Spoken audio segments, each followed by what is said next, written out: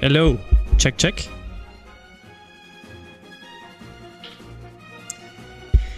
Hello YouTube. How is it going, everybody? Oh, here we are. Hello everybody and welcome to the stream. Welcome. If it's your first time here, make yourself at home. It's gonna be a fun one. Today we're gonna paint the closest guy in the art history, the closest guy to Santa. Like, quite frankly, we're gonna paint Walt Whitman by John White Alexander, American painter, and Walt Whitman, famous poet. Yeah, looks like this. Pretty badass. I should know it for myself, just give myself the ref for the good zoom. This is 45. I'm just taking this as a note. Alright, and yeah, we're gonna do that today. It's gonna be a fun one. How is everybody doing today? Hello Balsam, nice to see you again. Yeah, so this is what we're gonna do. So don't be afraid. There's this assignment is single level.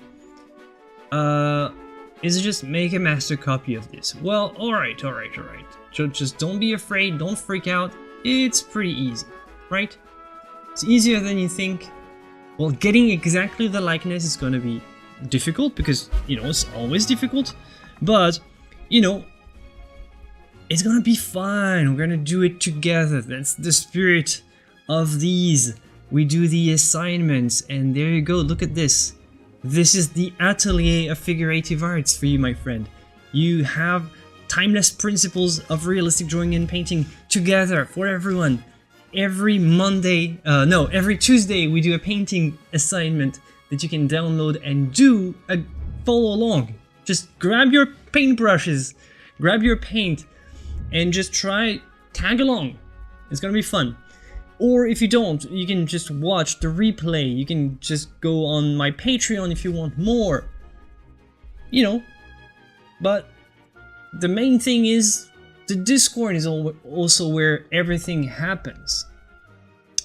And the Discord is the place to be if you have questions, if you want to see what's going on, compare with others. Check the techniques that others have used, and let's check out the Discord, by the way.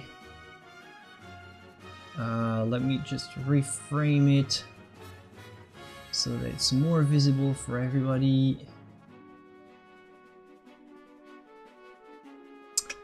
Yes, let's do this. Okay, so this is the Discord. Oh, hold on, let me just turn this off for the moment. Yeah, so the Discord is where it all happens. So every time I have a new assignment, you'll have a link right here. You see this link right there for this assignment that we're going to do today. So nobody's done it yet, but for example, this one, see, some have done it. So everybody participating gets to post, ask questions, stuff like that. So this is awesome. This is a really cool community learning space. Really nice people. So just go ahead and check out this Discord. It's really worth it. It's worth your time, worth your efforts regarding this art thing that you have going on. Will be rewarded on this Discord, I can tell you that. But today we're gonna do this, Walt Whitman, Santa. We're gonna paint this guy.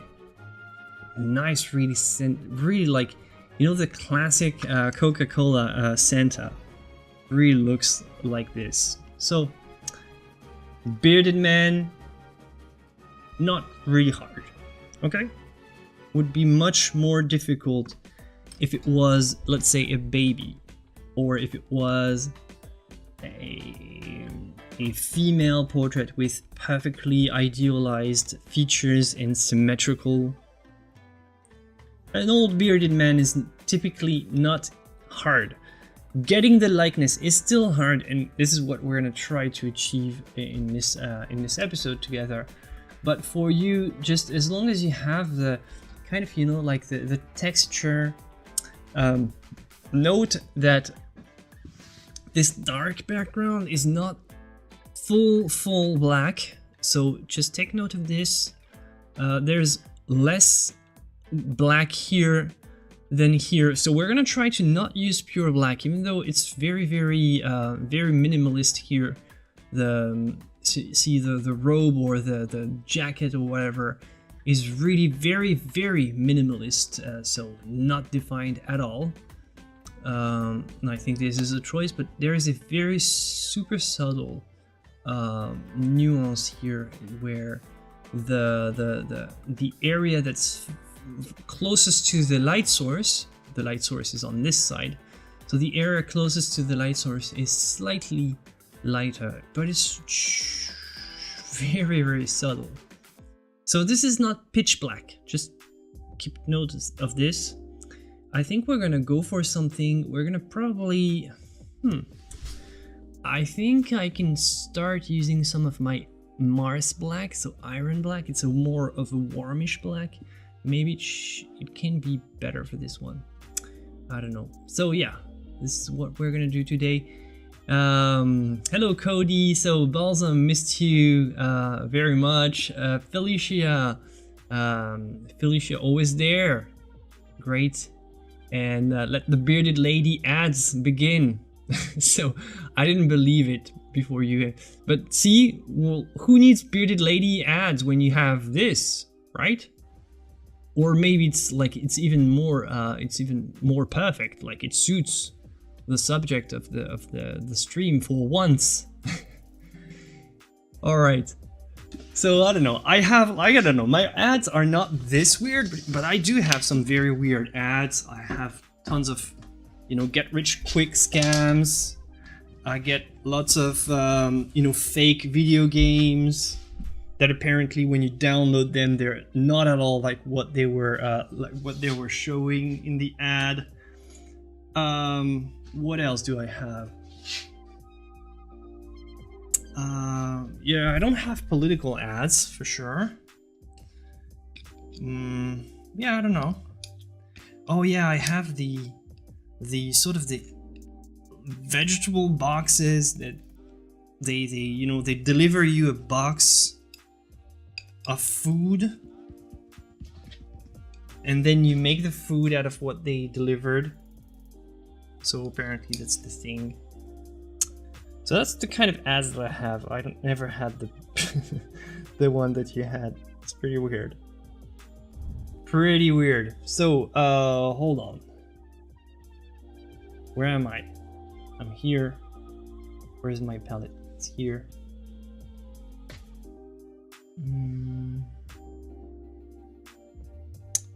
This palette seems pretty washed off. Check something.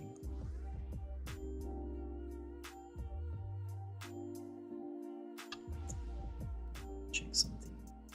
Hello everyone. Hello BoinkBot.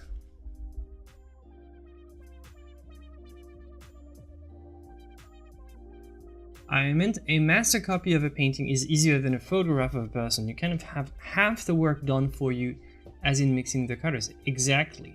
You're very right, Balsam. In a way, making a master copy is more difficult because most of the time the master has tackled quite a difficult subject. So very often the subject itself is relatively difficult, but in the meantime, the master, the original master who created the original, also has done all the decisions for you. So half of the work has been done for you. So you're like, this is pretty great. I mean, you have nothing to worry about, except, you know, just stick to what's been done before. You don't have to make the difficult decisions. And the master copy is a great way to practice because it allows you to focus only on the technical side of the painting. And a lot of people think that, well, the technical side is hard and all. Well, at least the technical side. Maybe it's difficult, for sure, because, you know, let's face it, painting is not easy. Figurative painting is not easy. So, of course, the technical side is difficult, but this is the kind of stuff that you can practice. And the practice will make the difficult stuff less difficult over time. The artistic side is always also difficult. Like, most people think that the artistic side is just so easy. You get inspiration and you just get to create and make these artistic decisions and make aesthetic choices. This is the tricky side. This is the most fundamentally very difficult side, which is why when I first started doing the streaming, the live sessions, and at first I was doing, you know, mostly my own personal art, and it's so freaking hard to live stream your own paintings every week, because, well, here and there, every once in a while, I like it, but as soon as you have the slightest, you know, doubt in how you're going to proceed with your painting, how you're going to take this artistic decision forward, as soon as you have the slightest doubt, it's like your world starts to just fall apart. Your inner creative world starts to fall apart. And, you know, oh, should I put a black background? Should I put a blue background? Should I put a architecture in the background? Well, in this case, the decision has been made for you. You just go for a black background, like dark. All right? Okay, I don't have to worry about making this decision. Oh, should I put my model in, I don't know, fancy clothes? Should I play with light effects? No, the decisions have been made. Most likely, when the original sitter was posing, it didn't look like that at all. Like, a lot of you know, trimming has been done. Like, the artist has to select in the natural world and in what they see, what deserves, what's worth being expressed, and what deserves to appear in a final painting, right? And this is a tough decision. On the other hand, the technical thing, how do you create this sort of light effects? How do you make this kind of blending effect? How do you create this sort of scumbling thing? Well, this is tricky, you know. You have to learn the first time, and you have to practice over and over. But once you got it, once you get it, at least you have something to work with, and then you can practice over and over again, and it's easier. Which is why for me it's much easier to demonstrate technique live rather than demonstrate critical artistic decisions. They're really tough, and most of the time when I'm making my critical art decisions, I'm like, you know, in a zone. I can't talk, I can't focus on anything else. Once the technique is like playing scales with an instrument. It's like you play scale, and you do it again and again, and the more you do it, and the easier it gets. Whereas it would be really hard to compose a musical piece and talk and interact with people at the same time, right? Same idea.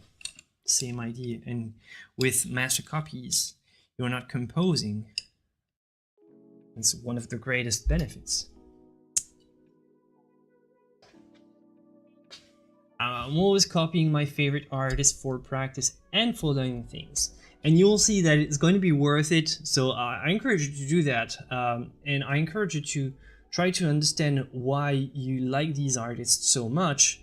And most likely, ultimately, you'll have a sort of a style that's going to be a sort of a fusion of all these artists that have inspired you and that you've worked from and that you've originally learned from. It's almost like copying those masters is going to be like you were their disciple at some point, and you learn from them. So it's gonna be very beneficial, I think. And all right, yeah, what I was saying, maybe I want to try some Mars Black for this one, because Mars Black has a much more a warm undertone, so it's gonna be a cool pigment to work with. Yeah, I don't know how I'm gonna approach it, but I think I'm gonna go straight ahead and just paint it as it is. I'm just going to readjust my model screen right there. Yeah, that's how it works, thankfully. Yeah.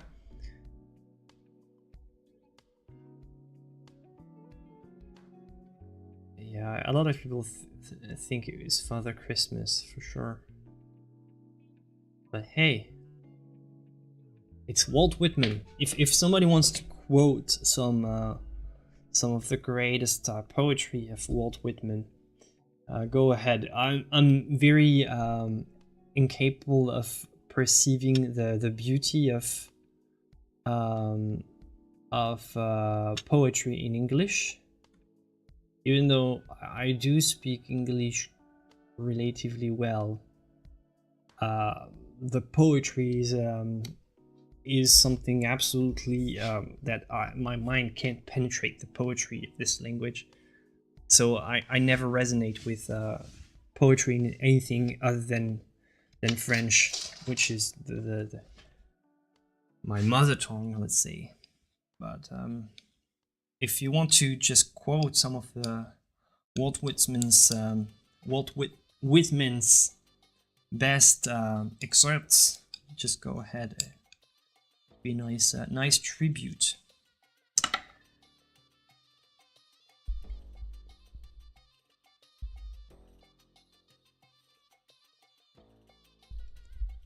All right,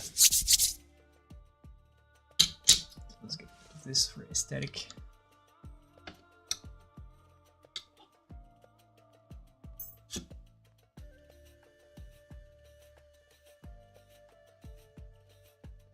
Okay.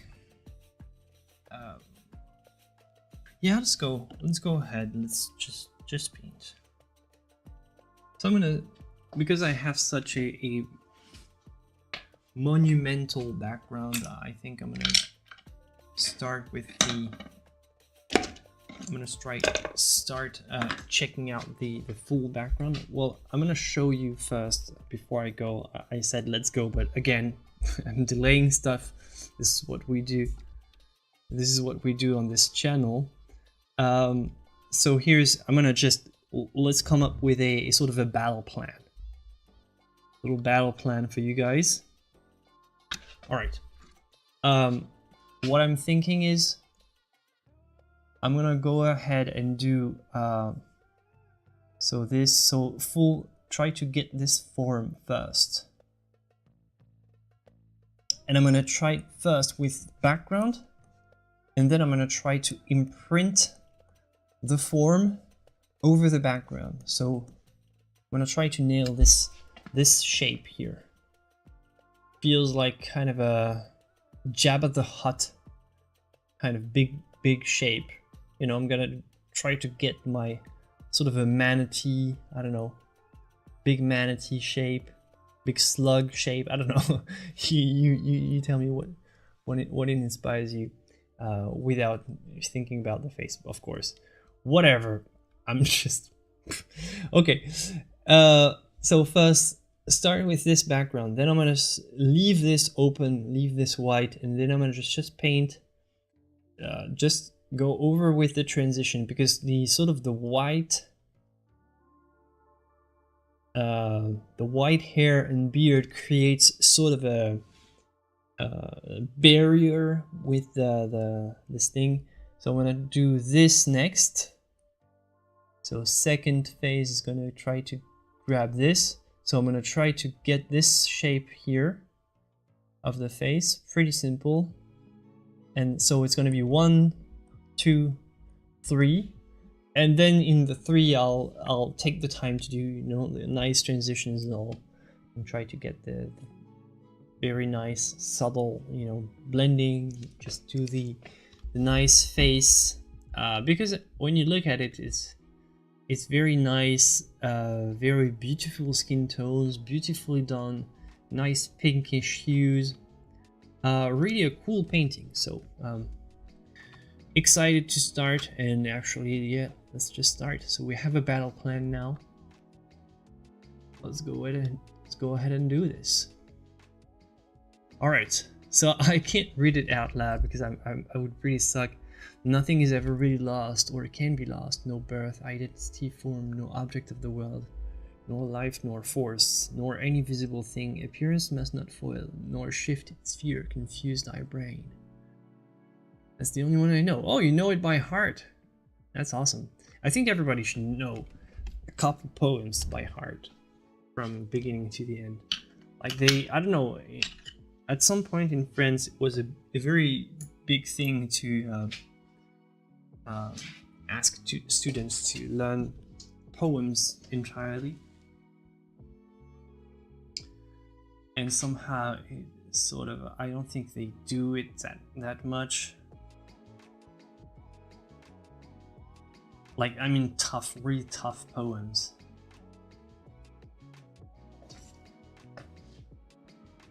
At a high level, like high school level. So as we said, it's not pure black, so I'll try to get it approaching with this little brown that I have there. So let's see what I...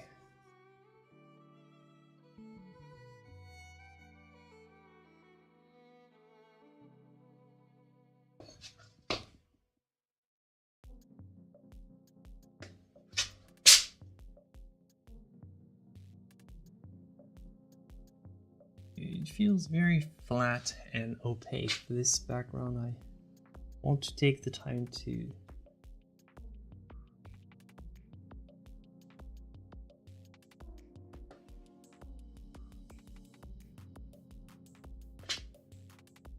like the background seems very simple but carefully layered. Not layered, but thickened. It doesn't feel like a just almost translucent background, as you can see sometimes.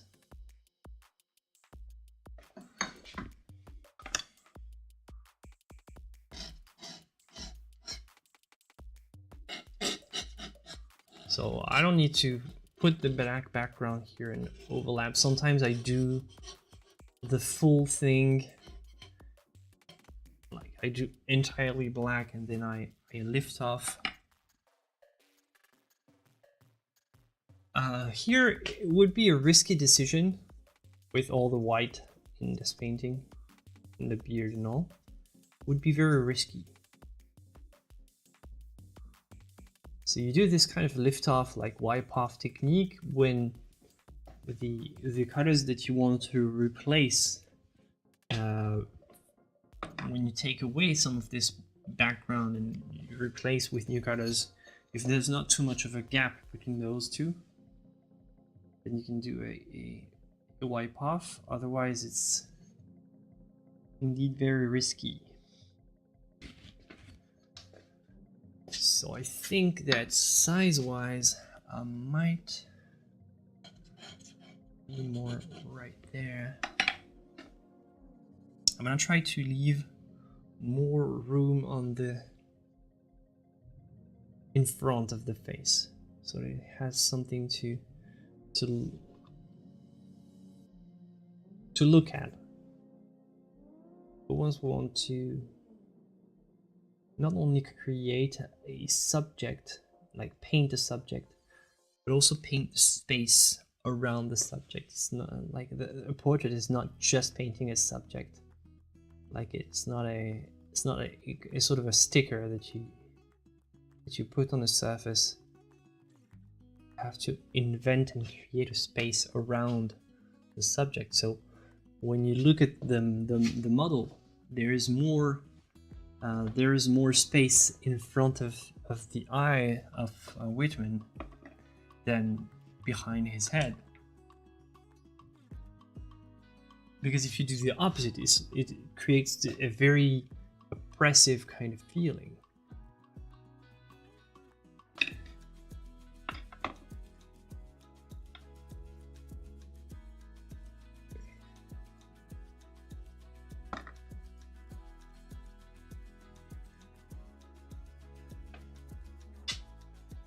So where am I here? There's a little cutter.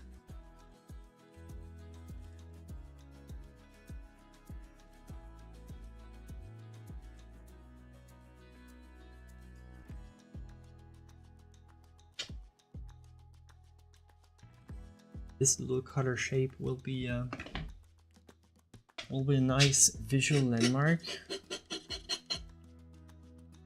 It'll be a useful one.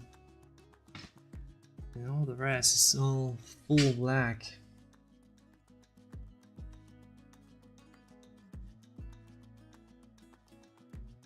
Okay.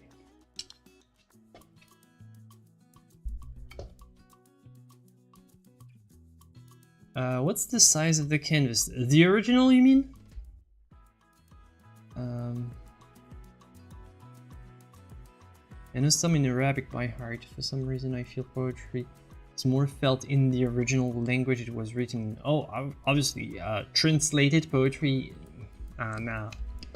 And this is why, by the way, I can't really vibrate with any poetry in another language. It's just I don't feel that I know enough, and I'm always like thinking more about what does it mean, rather than just letting the beauty of the words penetrate me. I don't know, maybe someday I'll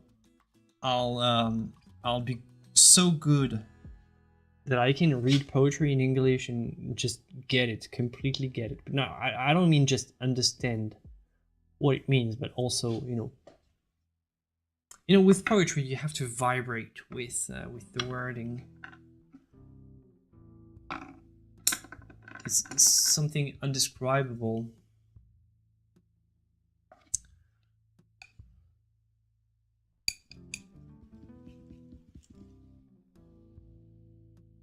So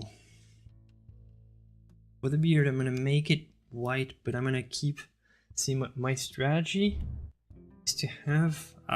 So I'm gonna grab pure white, and I'm gonna keep a little pool of gray here to pollute it ever so slightly. So whenever I'm picking the white, I'm gonna go like this and just pollute it ever so slightly, not by much.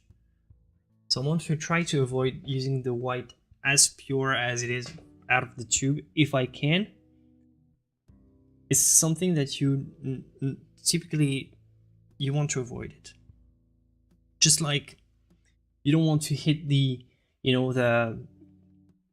it's very rare, at least, that a musical, like a pianist, will hit the most extreme key on the piano, or the lowest, like the deepest.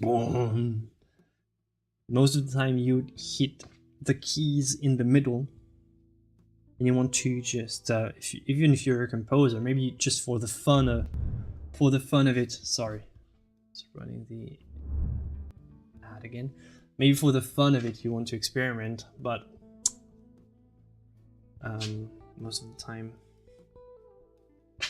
you don't do that.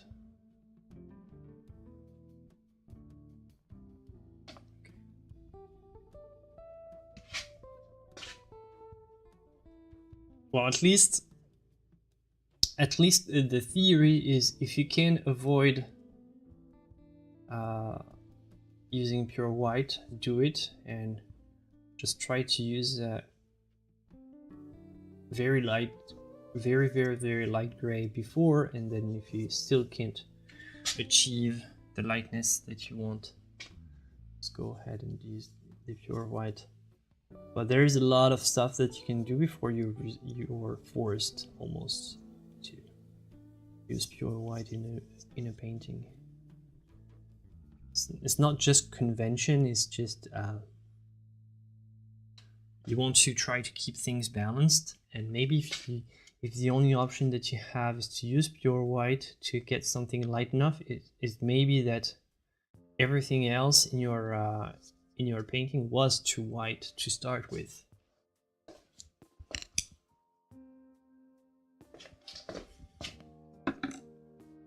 Okay.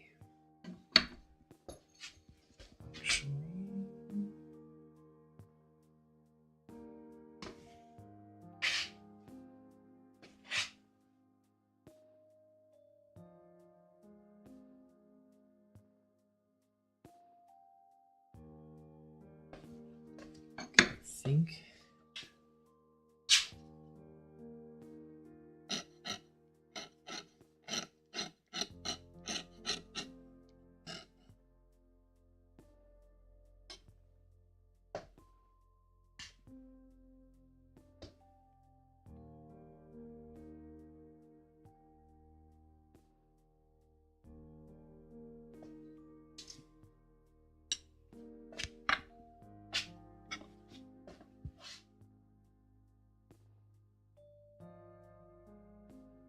The one I'm working on.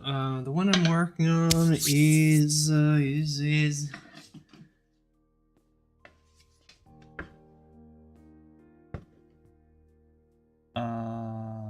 15 centimeters by 20.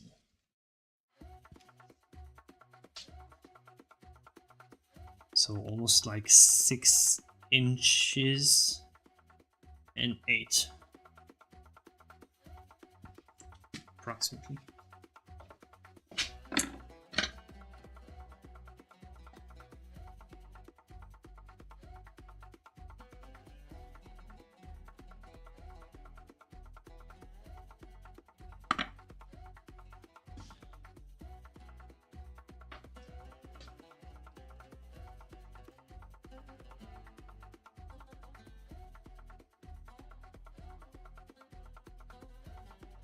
Okay.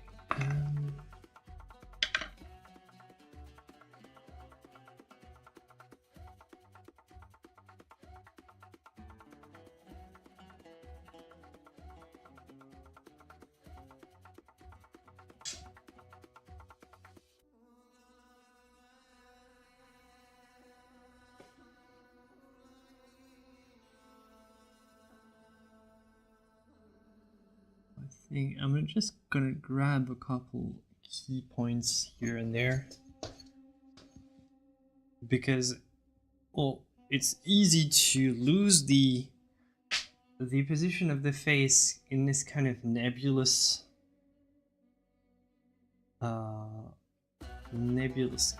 cloud of white hair. So I'm gonna grab a couple visual landmarks so that I know where everything ends and where everything starts. Maybe top of the face. See, I'm trying to nail a couple points here and there. Okay.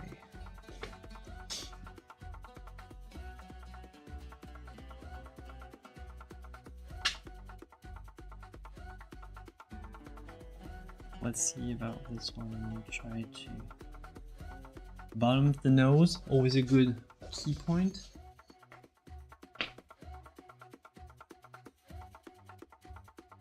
So what's everybody up to in chat? Tell me. Guys are pretty quiet today. Is it because you're all doing the assignment? You're just too busy. You're just too busy to.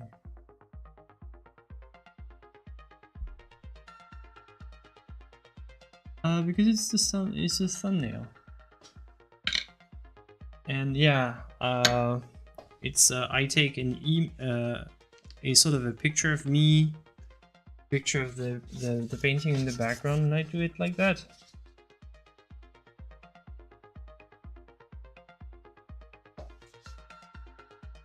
Sometimes I do like a silly face, I do pointing, sometimes I do just smiling. It's a thumbnail picture. And the painting is always big in the background. And oh yeah, because you're disturbed because it feels like I'm painting it. Oh, I can change it. Actually, I can't because I don't want to. But yeah, it's just a painting picture thumbnail. Oh yeah, because it.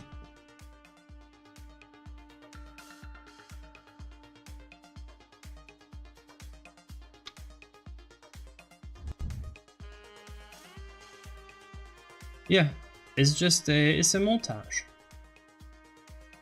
The montage.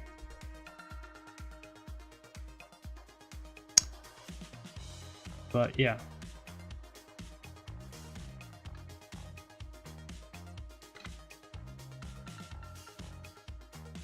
Nice, it makes you relax. I'm happy. Good luck on your work. Has to be done.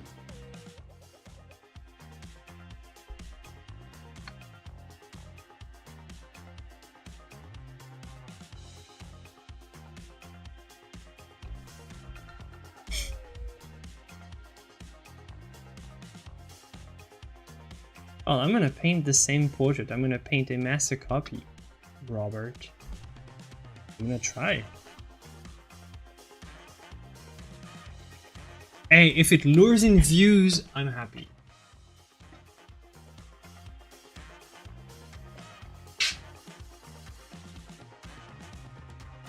It's the name of the game on this platform.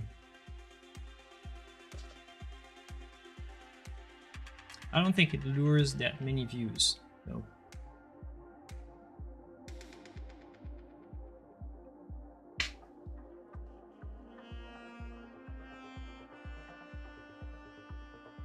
I think most people who are regular viewers know what it's all about. They're not surprised with what we're doing here. Because we've been doing master copies every week almost on this channel, providing free education almost every day. No, every week, sorry, not every day.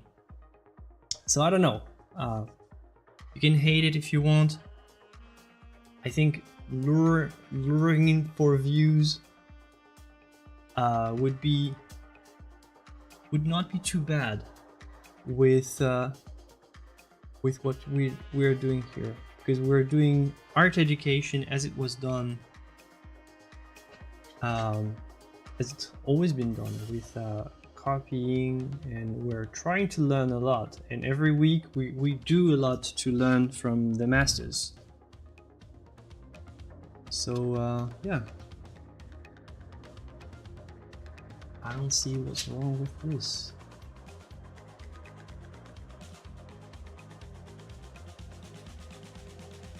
Yeah, the thumbnail, I agree. It's I could have thought about it. It feels like I'm doing it, but it's the original that I'm working on. Of course, because I didn't have me painting the copy before the copy was done.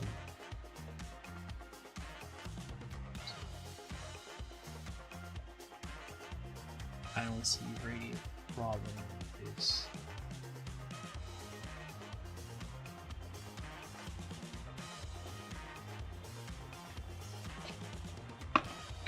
So I was saying I'm gonna try to get him.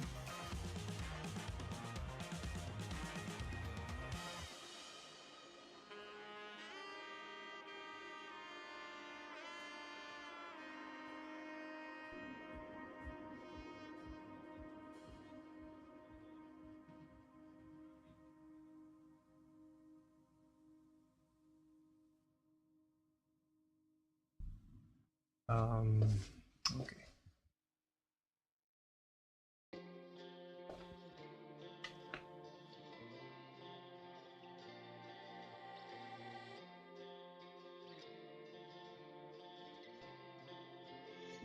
I'm not gonna use an undertone. I'm gonna go straight ahead for the colors as I see them.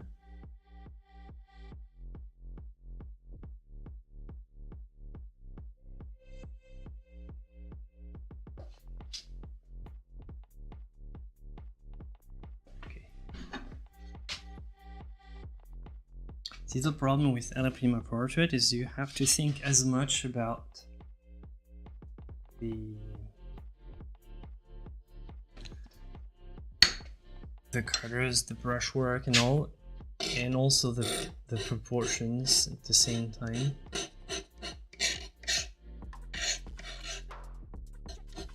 The likeness at the same time. It's Atelier Portrait is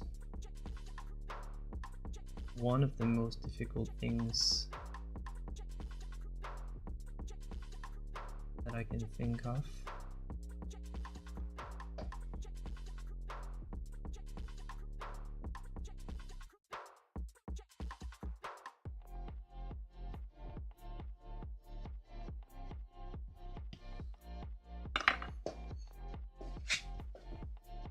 Hey, Korosh.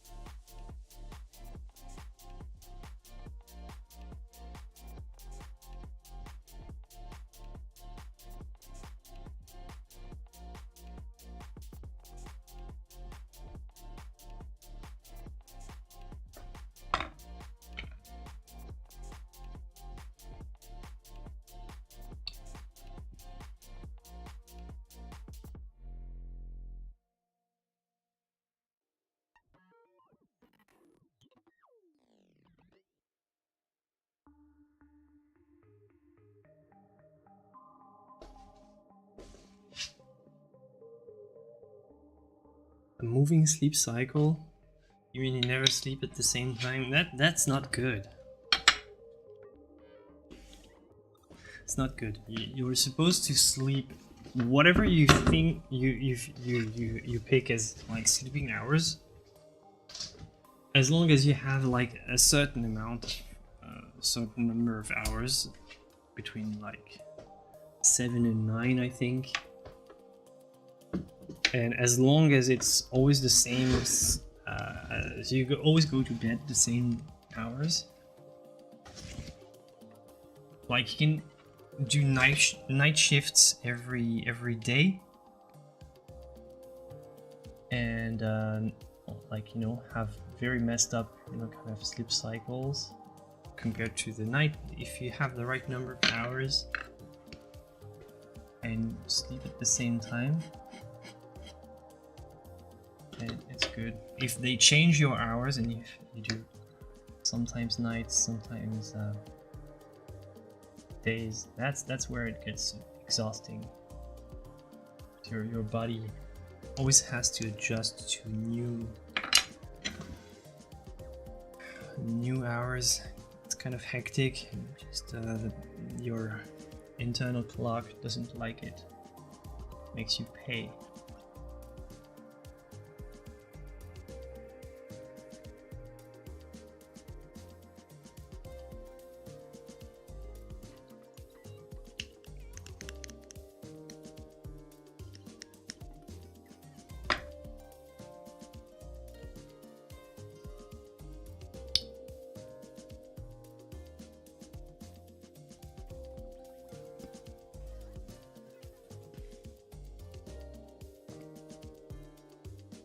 So I'm gonna try to make a little juice, a little diluted juice.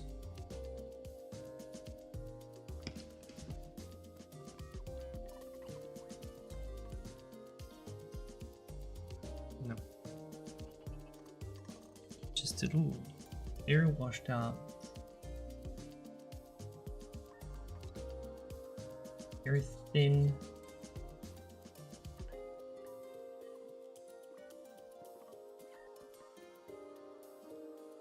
version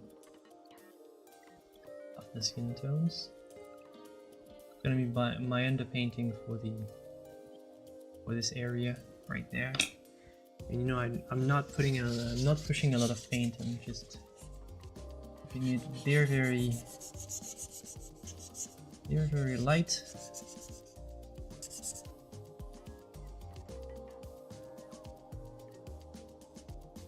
I'm realizing that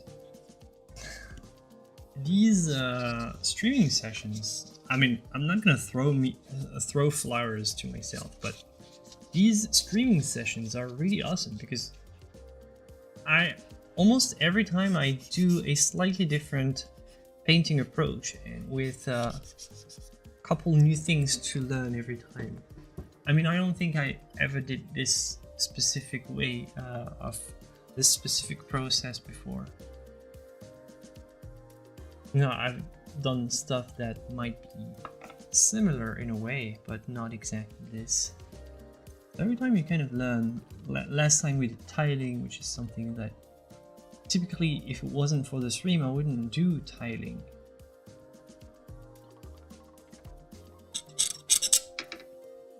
You know? I like the variety. For me personally, it keeps me on my toes. Technically, like I can't you know, forget a full side of my technical repertoire. I have to, you know, I have to keep practicing them, and I really like it, by the way. It's really useful to keep practicing things, even though you might not use them. You want to keep practicing your techniques. It's like cycling. You don't lose them, but it gets uncomfortable to use them if you've put them on the side for too long, right?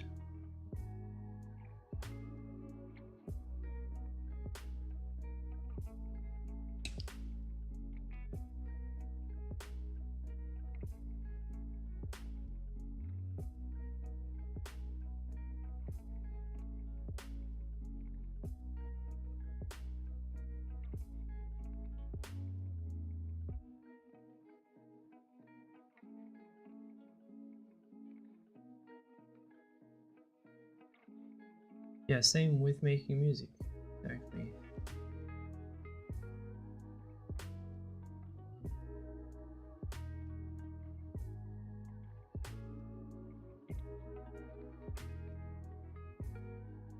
Painting from outside going inwards. Yeah, and that's true. And I rarely do that.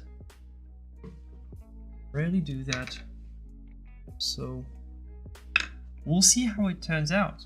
But most of the time, the really mastering your techniques and your skills is just, you can pick whatever process you want. Like the painting process really doesn't matter much, and you can still get to the same point.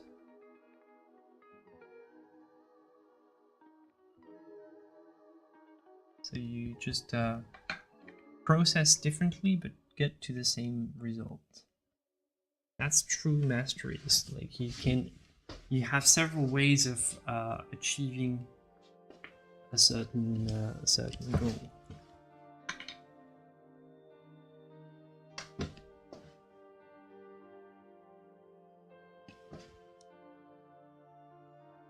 Oof.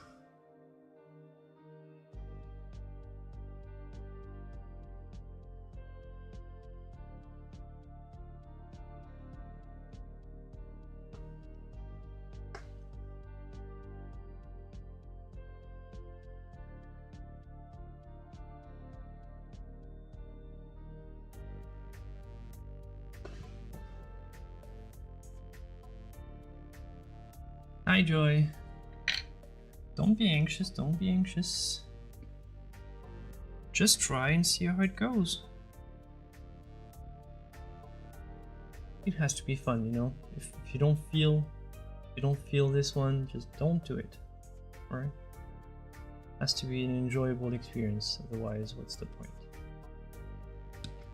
Not here to suffer with painting. And sometimes not getting it right is not true suffering. It's like frustrating, but you know, you get to learn from it, and the experience is overall enriching. So let's think about that. Good anxious, okay. It's good anxiety.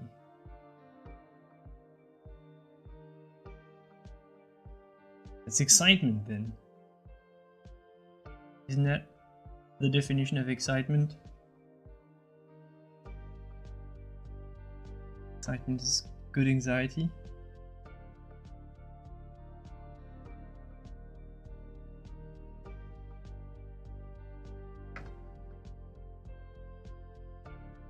My paint feels dry today.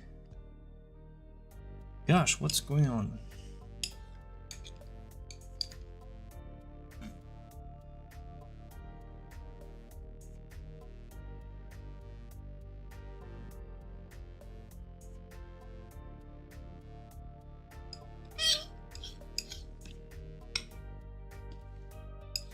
Let's see. I need to clean up my palette actually. I think this is too dry. Alright.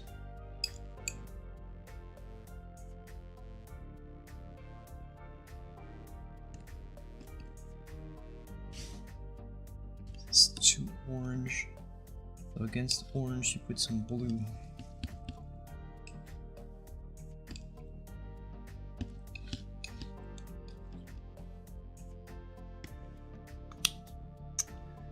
It feels too dry. I'm gonna add. Yeah, because I know why it feels dry, because typically I work with an underpainting, with a wet underpainting. So yeah, I'm realizing it now, but yeah, sure, obviously it's dry.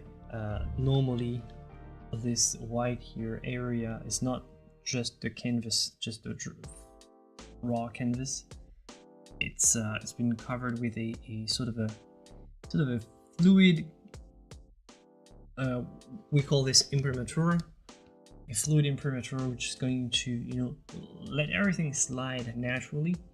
Sometimes it's a good reason for doing it.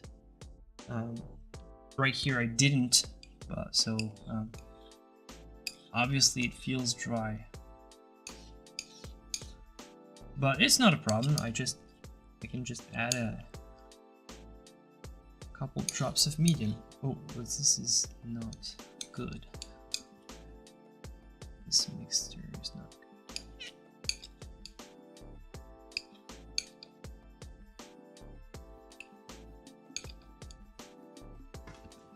For those who are fans of the Zorn palette, this one could be a great way to explore the Zorn if you want, if you're interested, if it's your kind of stuff. The Zorn palette would work really well for this. Good. I've got way too many pigments for just this very narrow range.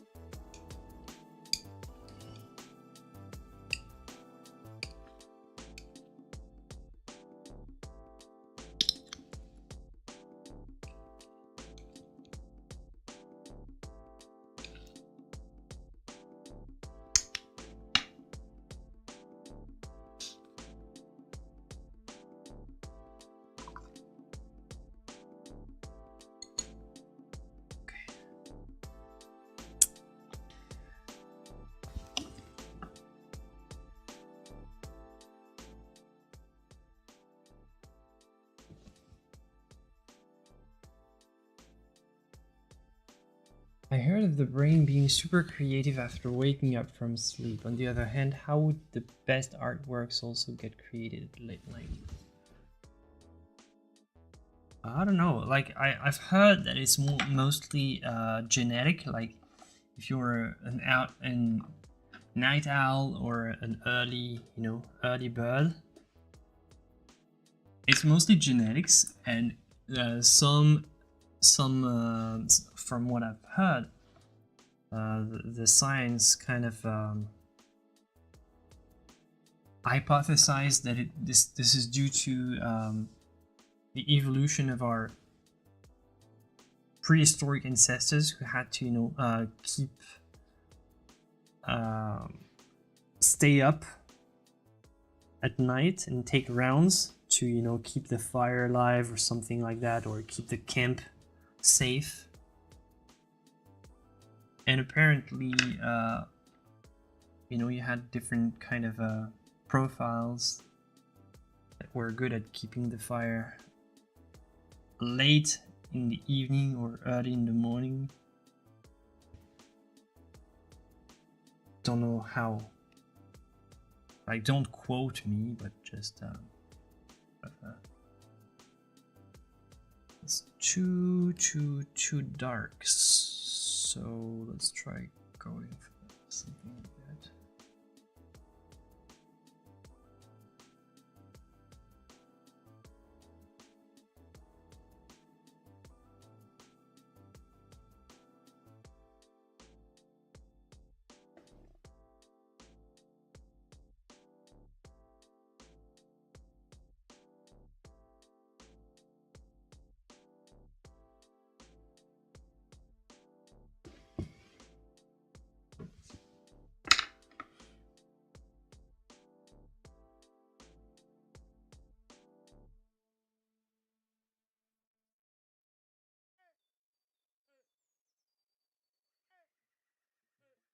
Yeah, it's not just about art, it's everybody's has a different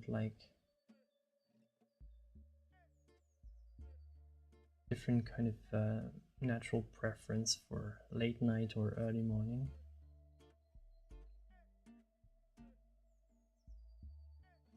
And then there's the culture as well. The culture is not about early morning, like not a lot happens early in the morning. And most of the interesting stuff happens late at night, in the evening, or well, yeah, late at night or late in the evening. So a lot of people who typically could be early birds and be morning persons, they don't get anything interesting in the morning, so they don't know that they're morning persons. Kind of the problem if you want to go watch a show, watch a movie, nothing happens in the morning, but like a lot of things happen in the early night. So we have a society that's all made for the night owls. The most interesting stuff happens at night, or beginning of the night. And like for humans, like for the human machine, as soon as the sun is down, it should be the moment to go to bed. Like your body would react very well to that. Like just, oh, sun is down, okay, go to sleep now. Just you think about it. We go to bed very late compared to what the natural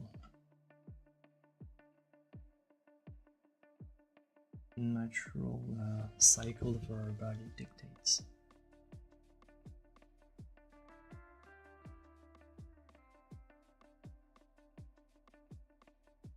Okay, let's check out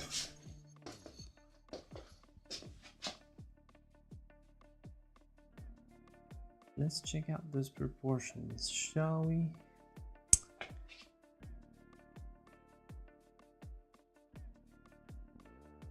As I said, painting an old man is easy, but getting the right likeness is not. It's still a challenge. Still a challenge.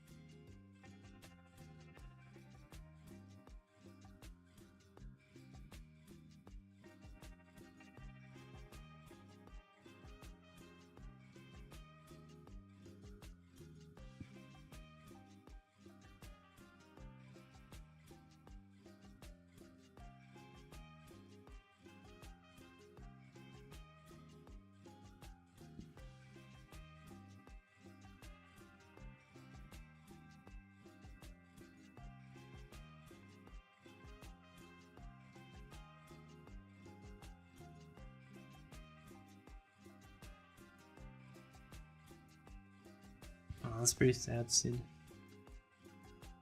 But yeah.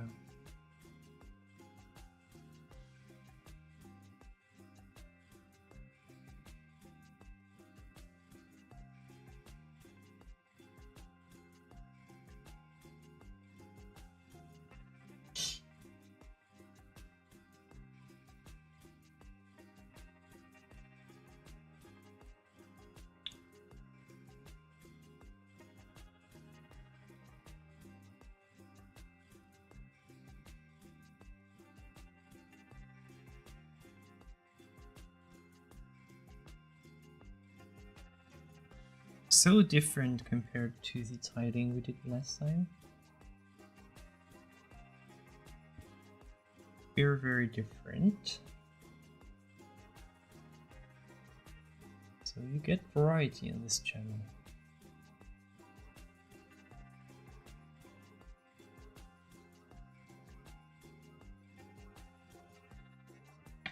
So this is going to be tricky to position, this eye.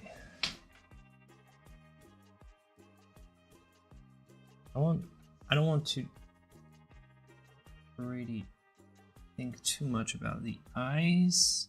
I want to think more about the shadow shape of the eyes, but still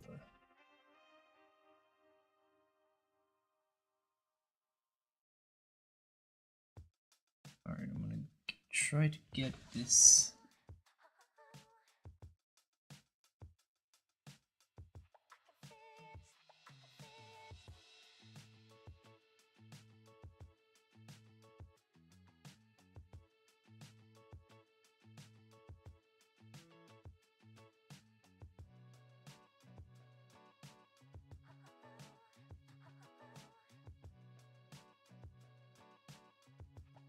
I'm trying to keep this very loose.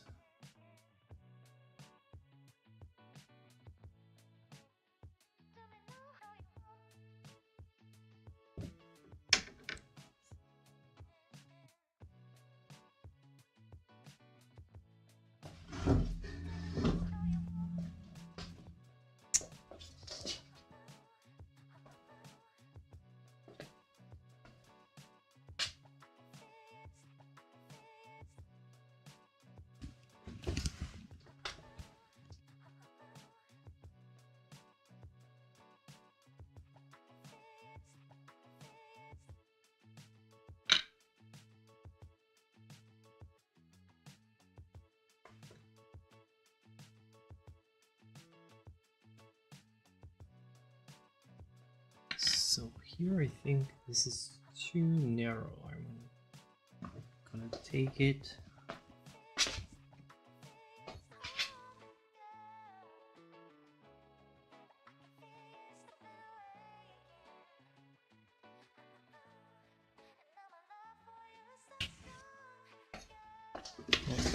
Two things.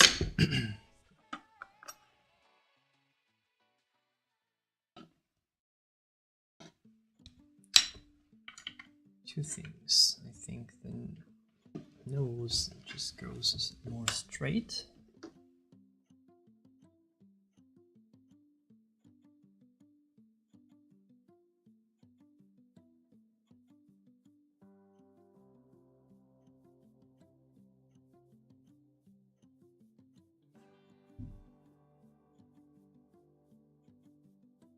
And the eye should be more like here.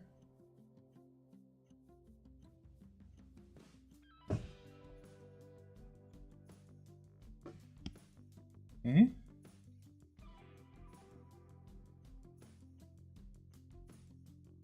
Yeah, proportion is always the trickiest to figure out, and especially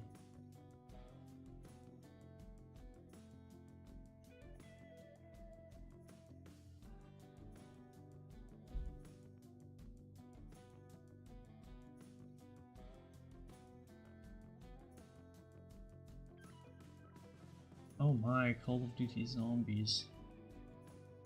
That's something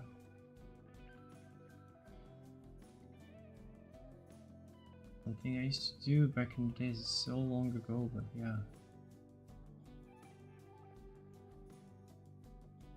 Something we used to do with my friends in not in university, after university.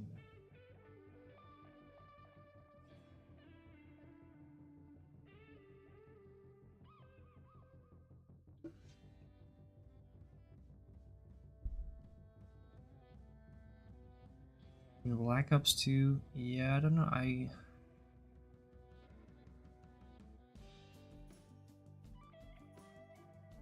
do they still have zombies? Like,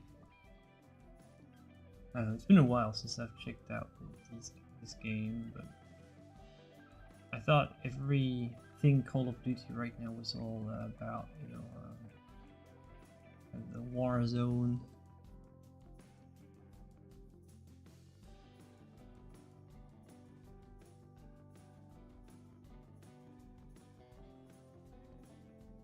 Okay, see, so I'm never trying to. Black Ops 6. Wow. Yeah. Time flies, man.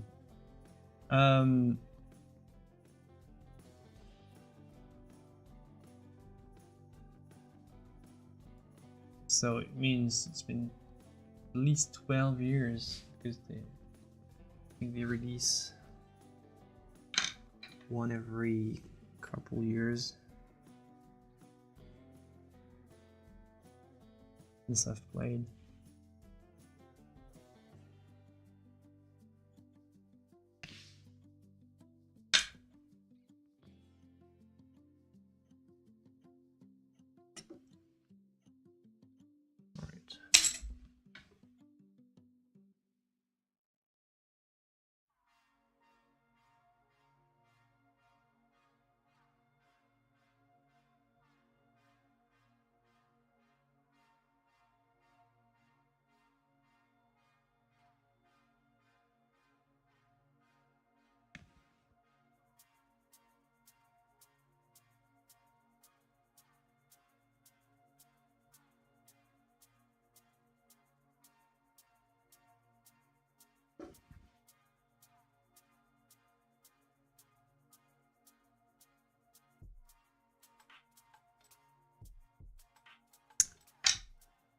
Oh yeah, just make sure to say that it's unrelated so that people don't get confused and think that it's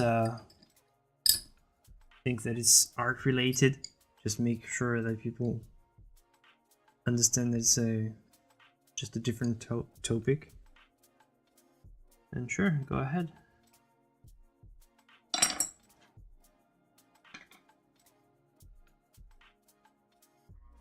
Okay, so now this eye here will be tricky to place, but what I think I can do is I can maybe, let's see, I think, should I paint a zombie now? Well, I can turn Walt Whitman here as a zombie. Maybe this is what will involuntarily happen. It might happen.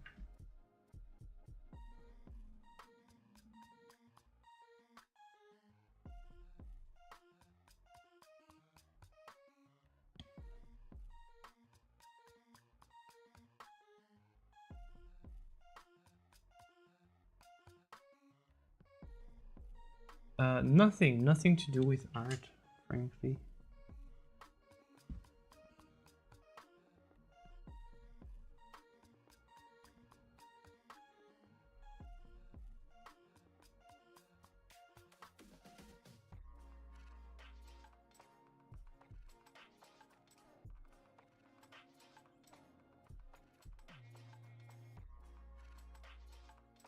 It's just a discussion like when we talk about anything other than art.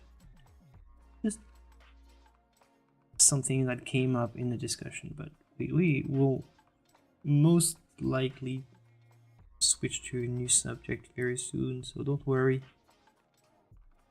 We'll not spend the rest of the stream talking about zombie Call of Duty.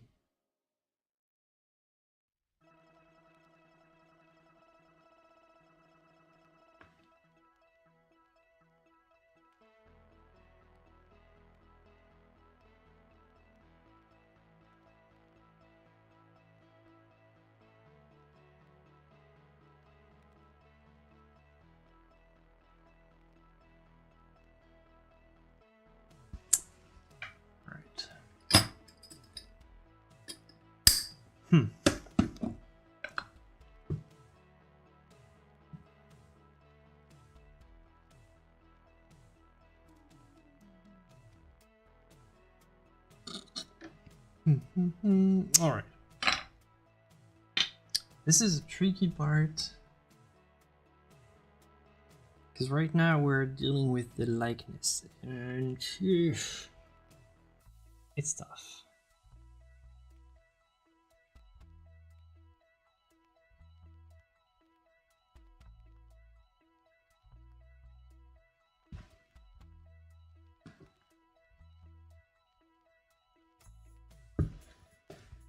Permanent white is harder to find in the UK. What's the better option is titanium.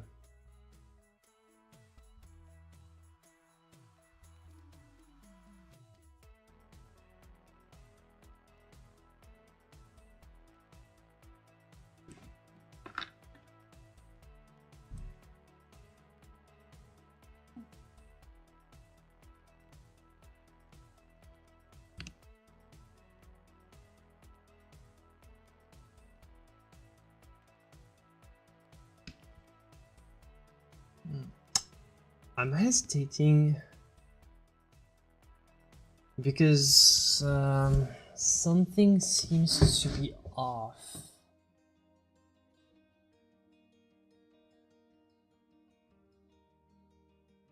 In here. But it can also be that I didn't take enough space in here. Yeah, maybe this is it. Yeah, maybe this is it. Okay. Okay, I see what's going on. Alright. I see it now. So see, good thing that I didn't go for the details.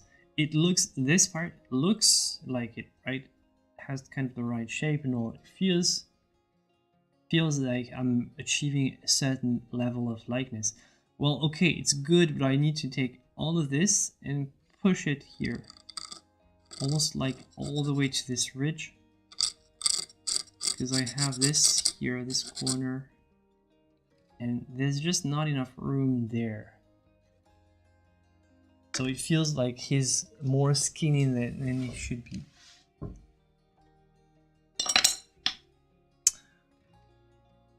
So the whole face feels compressed on this side. So let's just push it.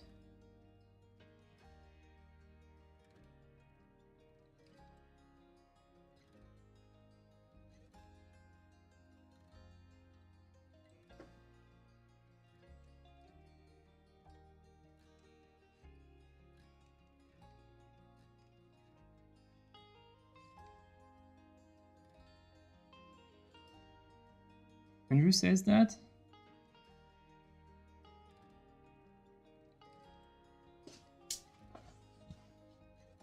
Yeah, he's probably right. If he says it, means he's right. Trust my man, Andrew. Man, it's been almost a year since we've done the double the art together.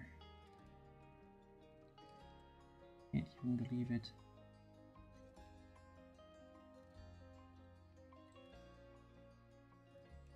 Yeah, we need him. I agree.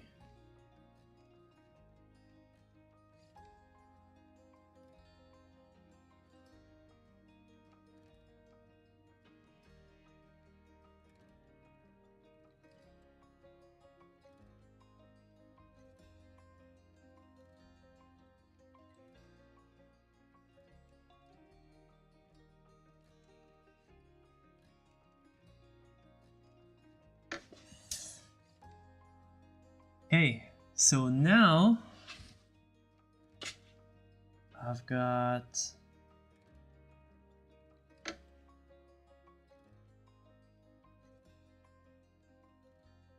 the same kind of shape, but slightly more on the left. It's just that now it looks less good.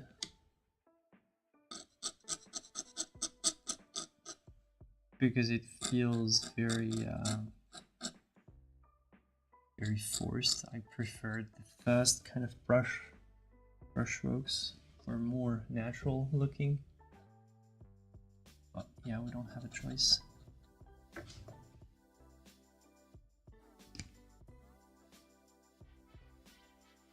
So now let's see.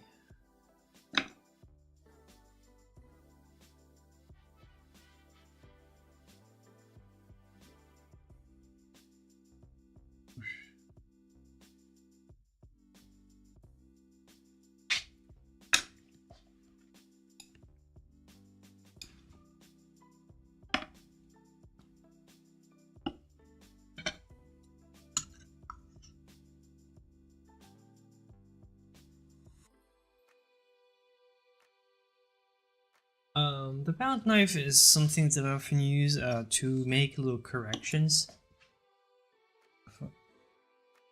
For example, when hold on, when you want to make a little correction, instead of doing it with the brush, let's say I'm thinking, okay, I should change this side and put a little mark here. Instead of doing it directly with your brush, you'd make a little graffito kind of mark, kind of as a construction line before you do the thing with the brush. Because with the brush, it's like, first of all, it takes more time, but I can say, okay, I need to change this part and this part. You take little notes. And if you want to get rid of some of the paint, because it's always easier to retouch when you don't have the paint underneath, just scratch it off all and then come back with more paint. So here.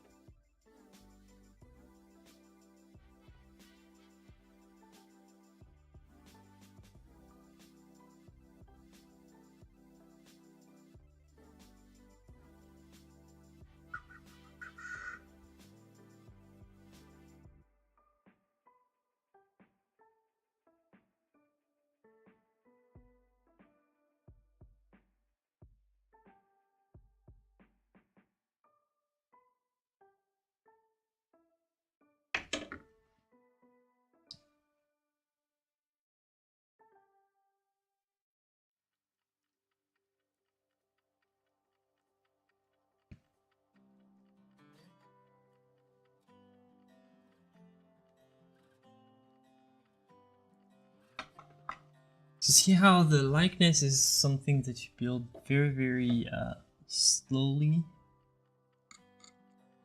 by being meticulous and using how I use my my little palette knife. See Leslie, another example here. For example, around the eyes. It can be a really helpful tool. You know, you instead of using your brush, try to delineate the contour of the eyes. Just do it with the palette knife. See how it works. You take less of a risk by doing this. Then, if it works, you can come back with your brush, and you know, make the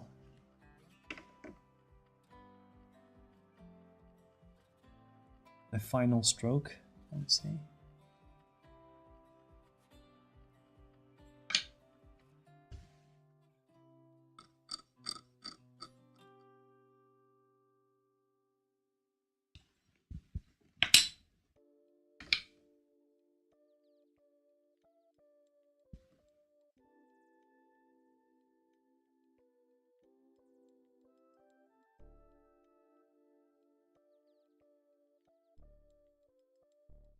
What is the longest ever painting?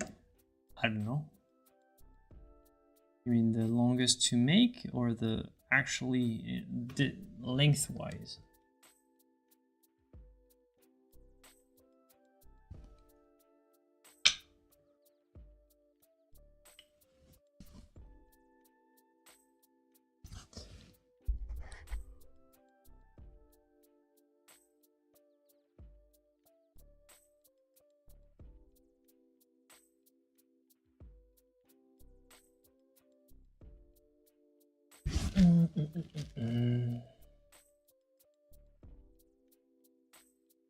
So the eyes are too close, so I should push the other one here.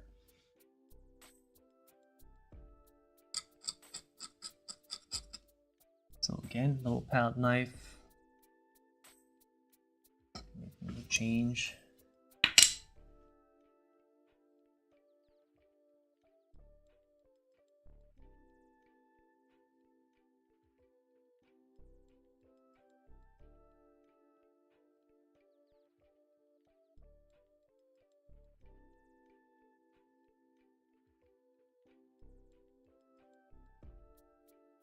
Yeah, the Mona Lisa, I don't think it was just he worked on it for 16 years. It's more like he had it in a bag. Just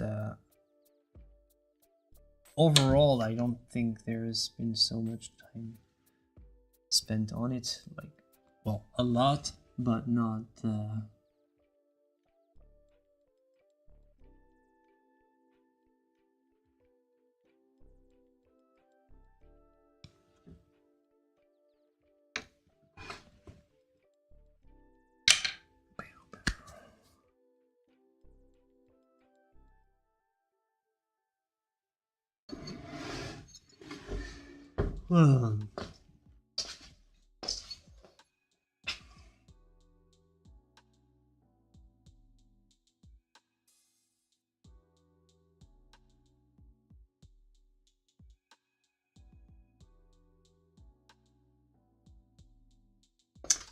Okay.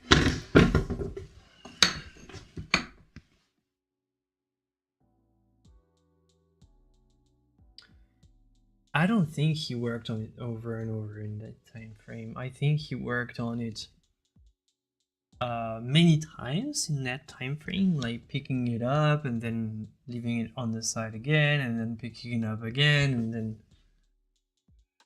he had it in his, you know, bag when he moved to France with François Ier, which is why the painting is now property of France. Like, we didn't, this one we didn't steal. So painting was in the royal collections because Da Vinci was hired by the king François Ier,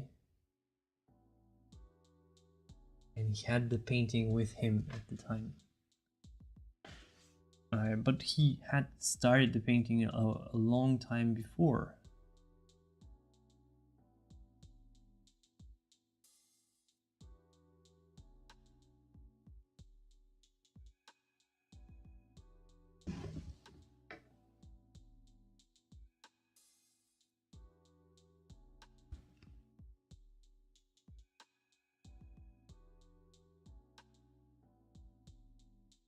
And I think the painting is just mostly that he had like other stuff. He was very famous for being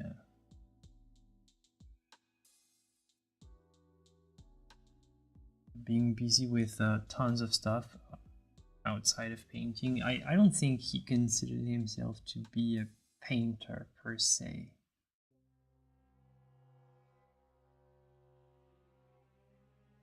It's like he was really the Renaissance man, like not really the essence of what defines the Renaissance man, like capable of everything and just good at everything and just always exploring.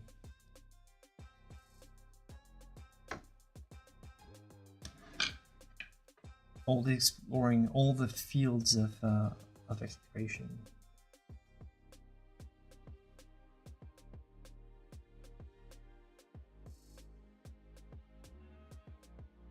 So not enough time for painting. Didn't do that many paintings, by the way, in his entire life.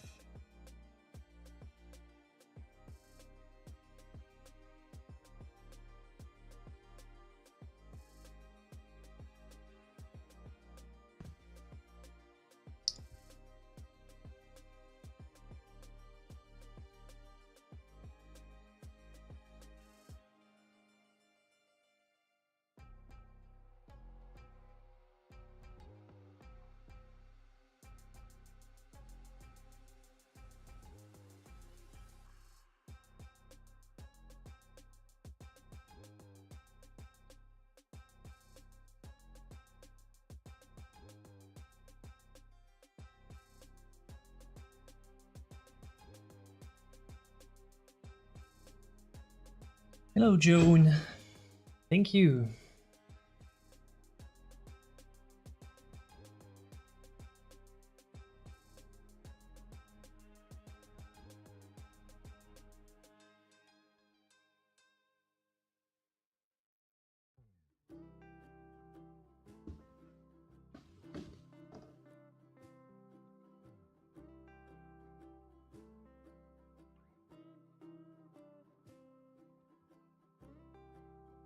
All right.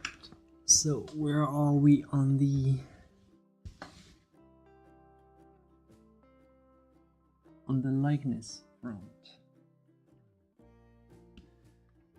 I think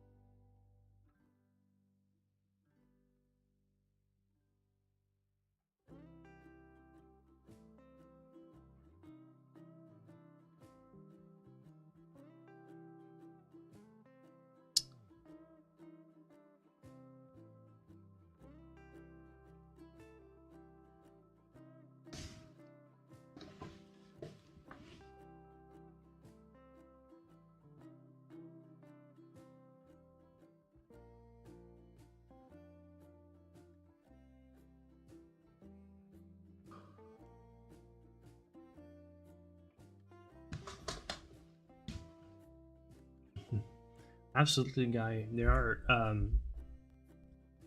monochromes, they say, and yeah, they're considered art now. So yeah.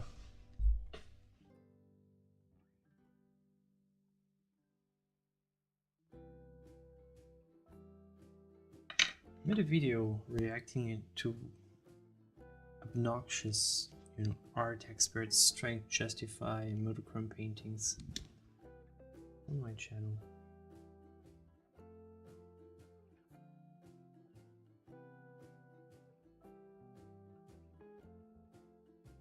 Maybe I should do more kind of video critiques like that.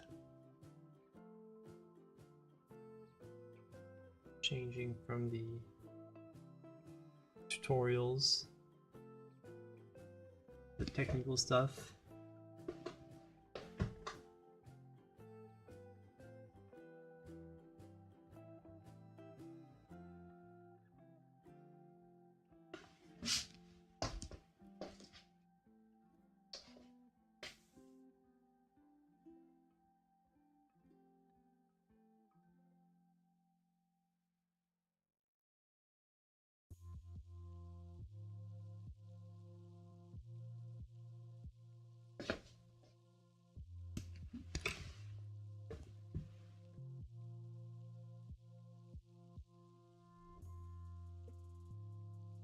Well, you don't have to trademark your art. Your art already is under copyright.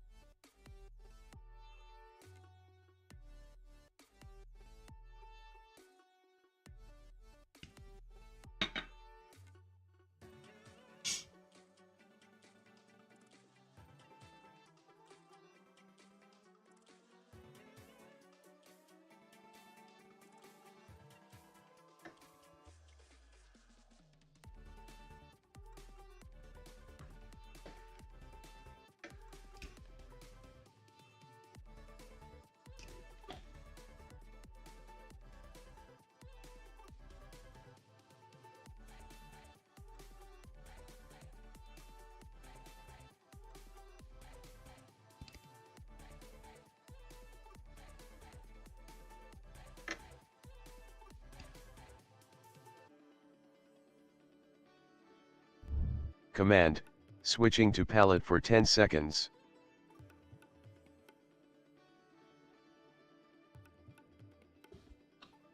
Back to easel.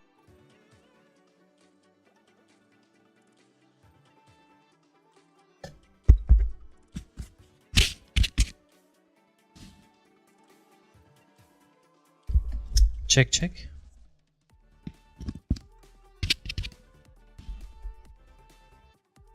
Check. I'm sorry, I'm trying to check if you can still hear me because... Alright, I need to... I think, yeah, okay. Just had a little problem with my audio, but it's fixed.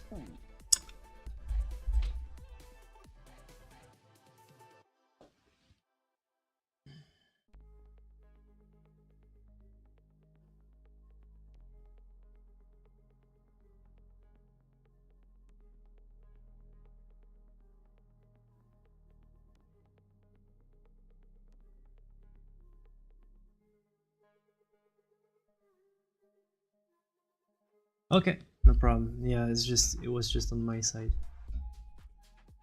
I mean, he looked the painting with an Aperol. What do you mean, Alex? What is the meaning of this?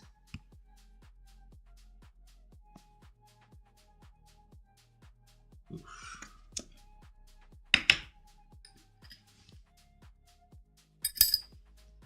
Coming together now, yeah. Will probably take... Well, I should be...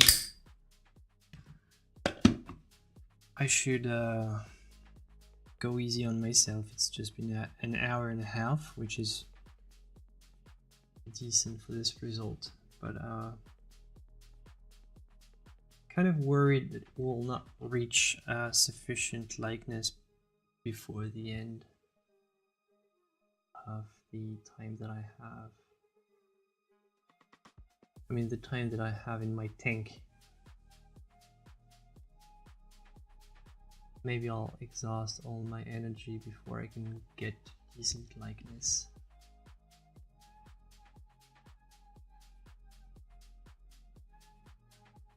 You think that it's easier now, but the closer you get, the closer you realize, oh man, still this and that and this and that.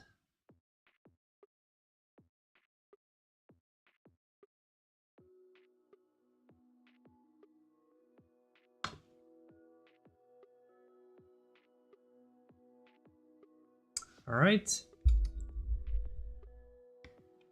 Good, I don't know. Do you say good work? No. All the best at work. Good luck. Good luck, Balsam.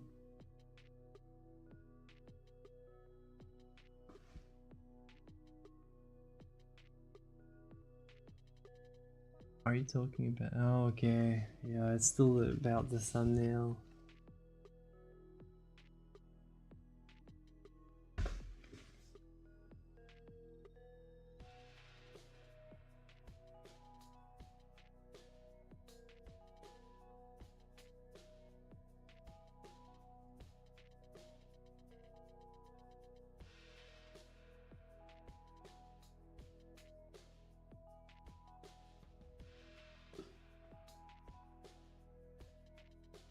Flaunt, look into a square thing. The square thing is my mirror. My little trusty mirror like that. It's a black mirror and I look at my model. My model is here. You can probably see the reflection of my model, by the way. I don't know. Well, I can't get the reflect. Well, right, but so I do look at my the reflection of my model on my screen and my my subject. So I go like this, and yeah, simplest viewing tool, but the best. The black one is, I prefer the black one to the normal mirror. You have the small little mirror, normal. The black one is better. I don't know. because you get more abstraction from the unnecessary elements, get less details, and you can focus really on whatever it is you have to focus on. Seriously, it's a great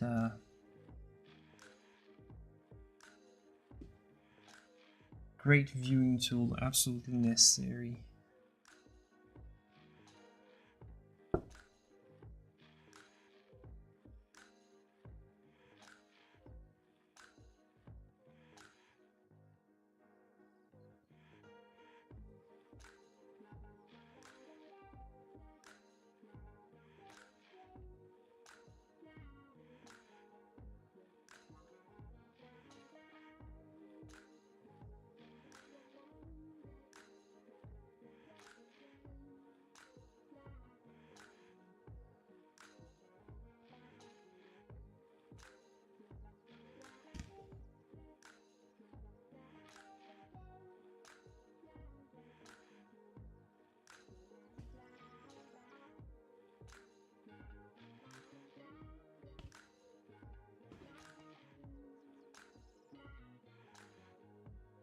My Dante face was white or worked on it. Yeah, very often this is a problem with the likeness. It's like things get too wide or too narrow sometimes.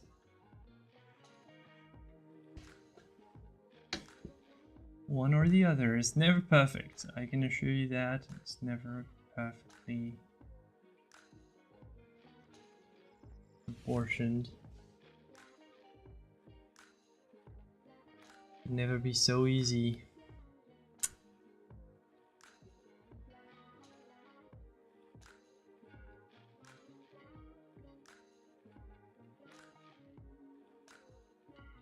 Man, how come painting is so hard? How come we spend so much work, time and effort on this? Some people say we are crazy, you know? You know that?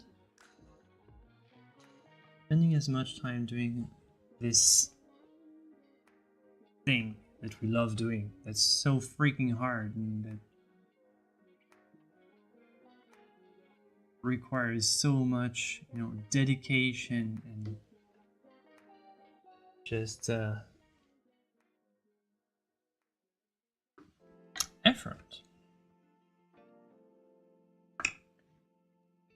But yeah, you know, just like some people like running hundreds of miles, you know, doing difficult stuff and just they're happy about it.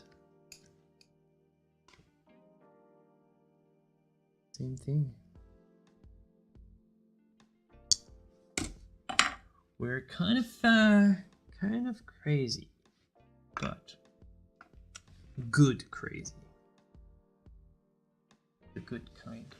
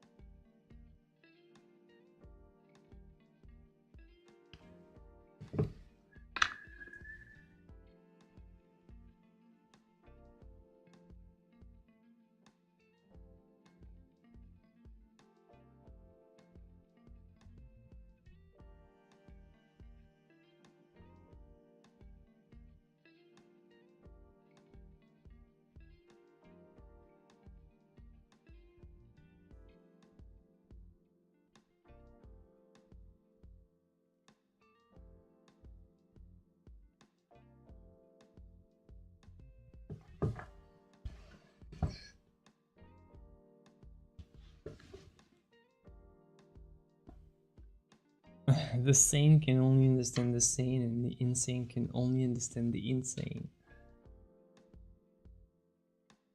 Your dad said that. He was right. Should always listen to dads. Shout out to dads.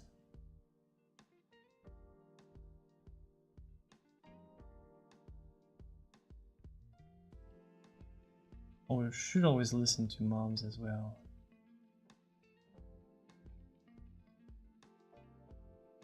My other saying is, if dad and mom say different things, mom is always right. It's just, you don't think. No discussing.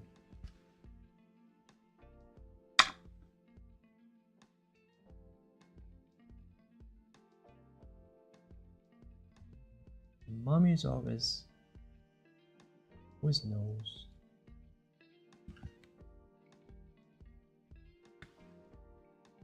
Always knows best.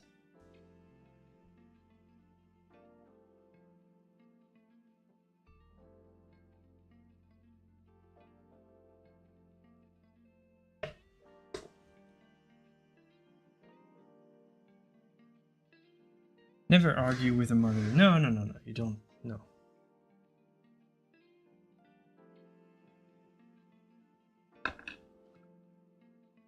But it's not even that you...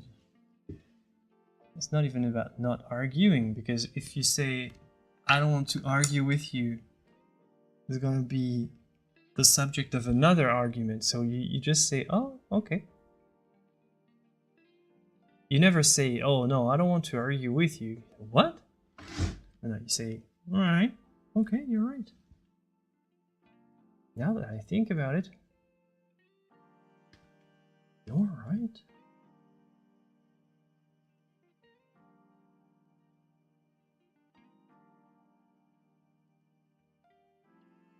It's like, who wants to take a bone from Mama Wolf, right?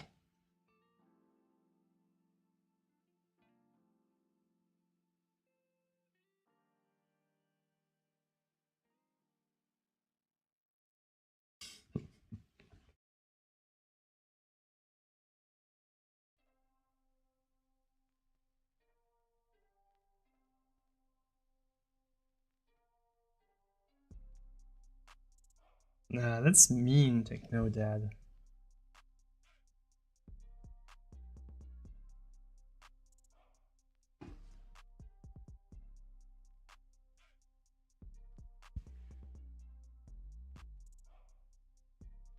Hi, Chemo.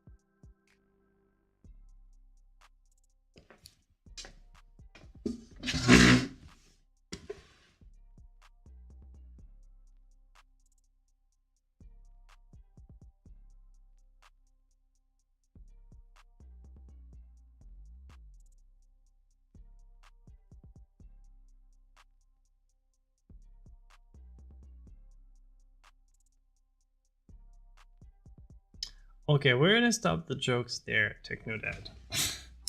I'm gonna stop the jokes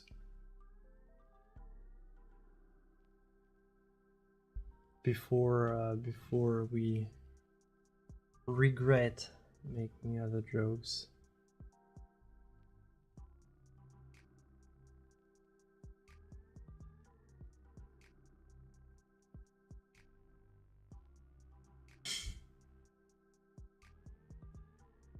Yeah, let's just stop there before somebody takes it the wrong way.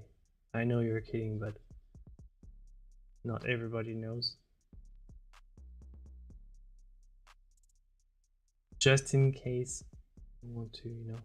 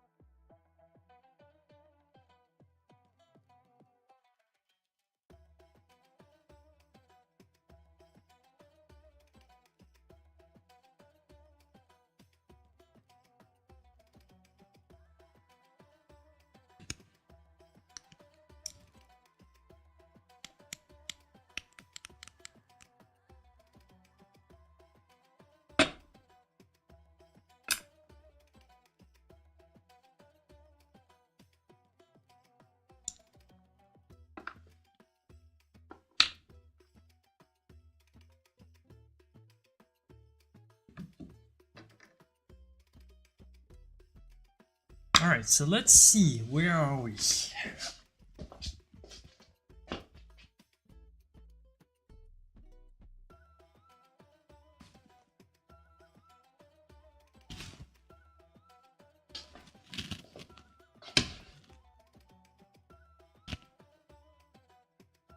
I'm using Ivory Black. I'm using Mars Black, and so this part is Mars Black, and this one, the camera doesn't really show it that well, but it's more a very dark kind of yellowish brown. The camera doesn't really show it.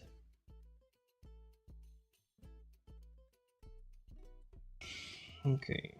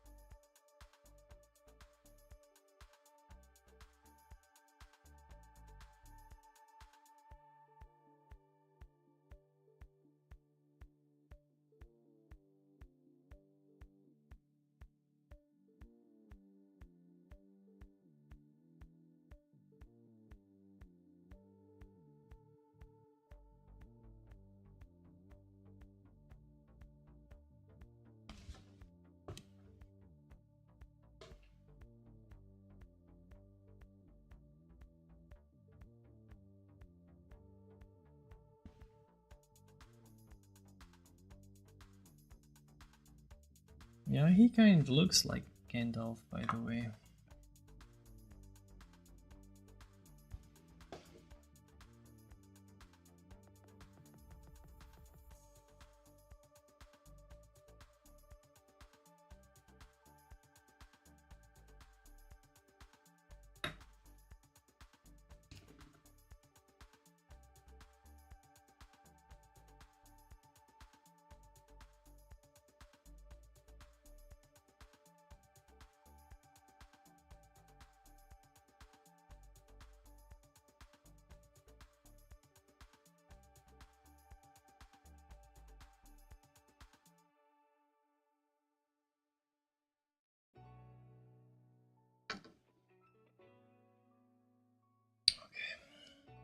See the ridge of the nose here.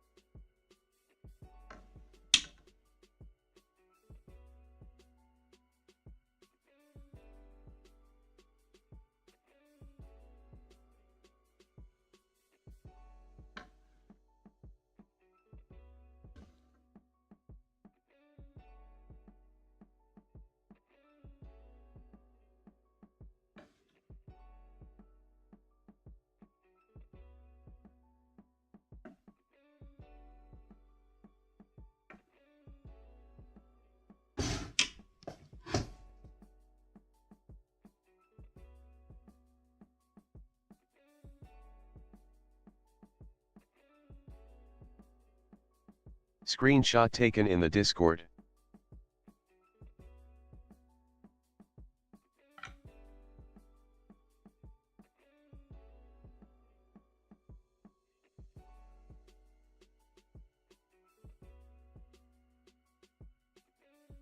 Yeah, emoji wall is mod only. You can only trust mods with this high responsibility.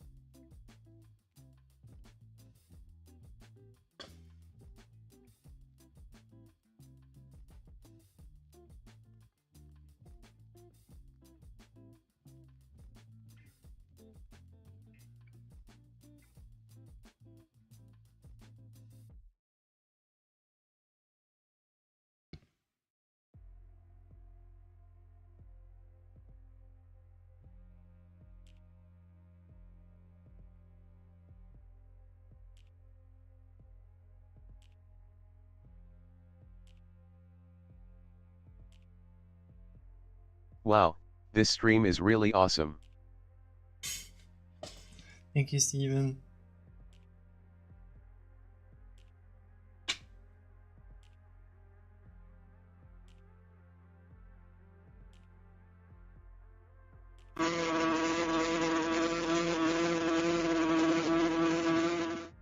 And of course, hi Jeff.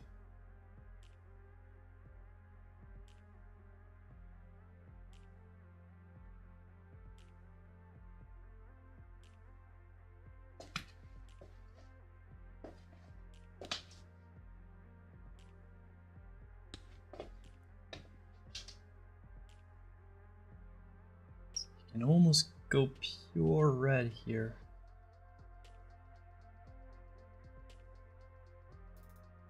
Almost pure alizarin. Yeah.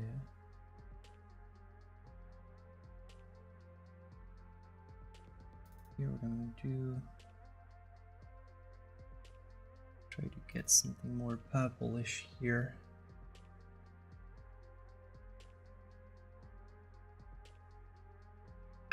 There's this as well that I didn't do.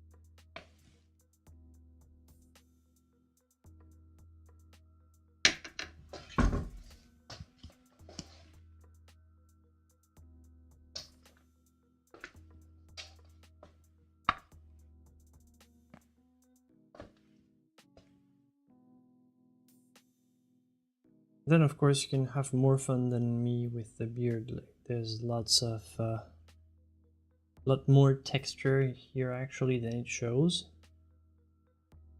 Very soft, almost woolly texture.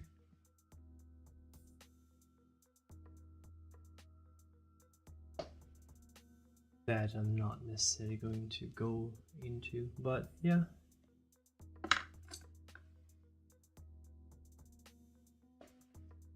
Screenshot taken in the Discord. Oops, my head was obviously perfectly placed.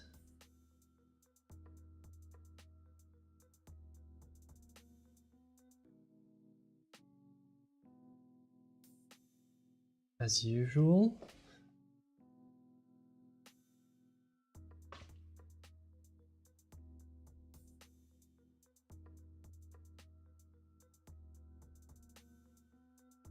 As usual.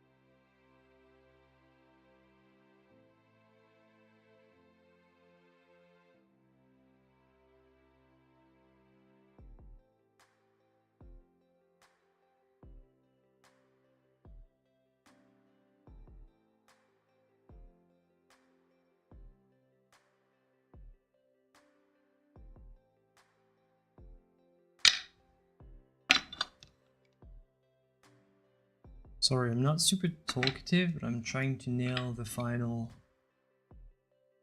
well, the final nail in this coffin. Trying to finish this thing.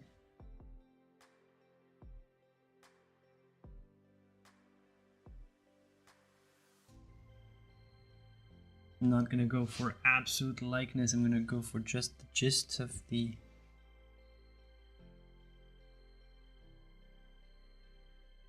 portrait.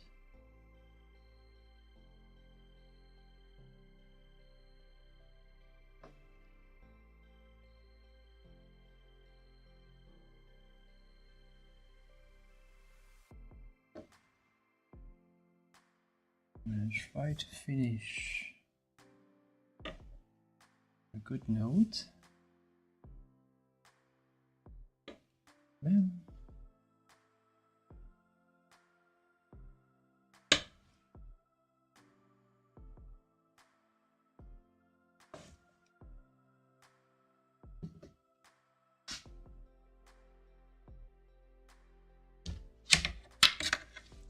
preserve some fresh brushstrokes.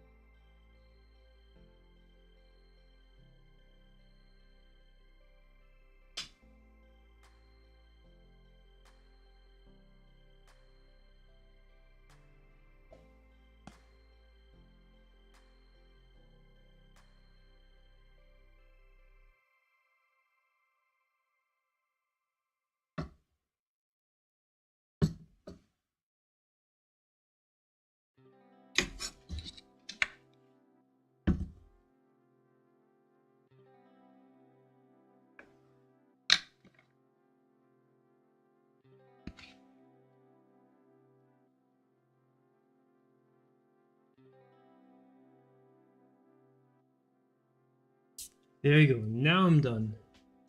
You can take a screenshot. There would be much more to do, but I'm done with done for tonight.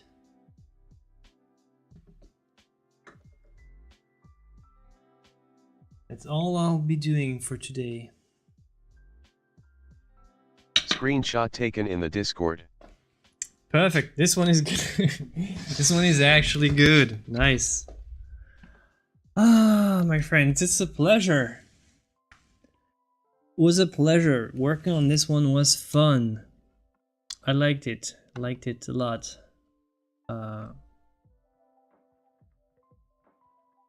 Yeah, it was really cool. Was really pleased with the result. Maybe here this is too light. I start noticing stuff as soon as I finish, of course, but hey, for a 2-hour video, not bad. And who else does this on YouTube live, right? Right? Who else does a 2-hour master copy live every week? Most of the time it's 3 hours, and I was pretty fast for this one. Oh, my friend, this was good talking to you and painting alongside you. I'll see your versions in the Discord. Feel free to post anytime, any place, or post in the right section so that we can find it. But that's a nice painting, nice flow. It flows really well. So I hope you enjoy painting it as much as I enjoyed it, and as much as I enjoyed your company. And this is going to be it for this episode. I'll see you for the next one on Friday. We'll have a painting session together, and it's gonna be just as fun as this one. Thank you again, my friend.